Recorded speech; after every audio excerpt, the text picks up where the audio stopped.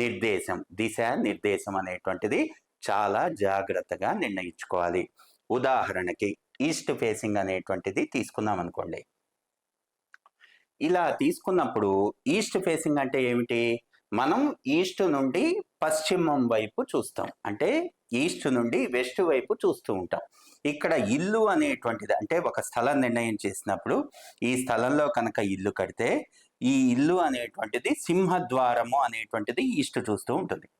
కానీ మనం ఈస్ట్ నుండి వెస్ట్కి నడిచి ఆ ఇంట్లోకి వెళ్ళటం అనేటువంటిది ఉంటుంది. ఇక్కడ చాలా జాగ్రత్తగా అబ్జర్వ్ చేయాల్సింది ఏంటంటే ఇల్లు ఏ దిక్కుని చూస్తోంది, మనం బయట నుండి ఏ దిక్కు నుండి ఏ దిక్కుకు వెళ్తాము అనేటువంటిది పూర్తిగా అవగాహన చేసుకొని ఆ యొక్క దిశానిర్దేశము అనేటువంటిది చేసుకోవాలి.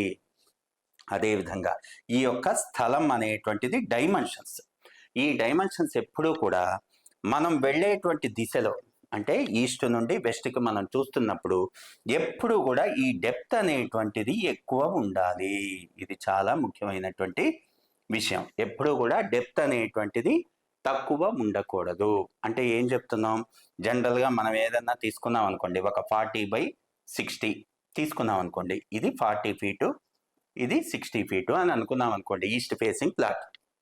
ఇది ఈ విధంగా ఉన్నప్పుడు మాత్రమే మనం తూర్పు ఆగ్నేయంలో స్టెప్స్ పెట్టి ఆ యొక్క నిర్ణయం చేసి హౌస్ అనేటువంటిది కట్టుకుంటాం. అదే ఇది 40 కాకుండా 60 ఫీట్ ఉండి ఇది 60 కాకుండా 40 ఫీట్ ఉందనుకోండి, అంటే విడ్త్ కంటే డెప్త్ తక్కువగా ఉన్నప్పుడు మెట్లు అనేటువంటివి ఇక్కడ నుండి షిఫ్ట్ అయిపోయి ఉత్తర వాయువ్యానికి వెళ్తాయి. అలాంటప్పుడు ఈ యొక్క ఇంటి అభిముఖము అనేటువంటిది మారుతుంది. ఈ ఇంటి యొక్క సింహద్వార నిర్ణయము అనేటువంటిది మారుతుంది.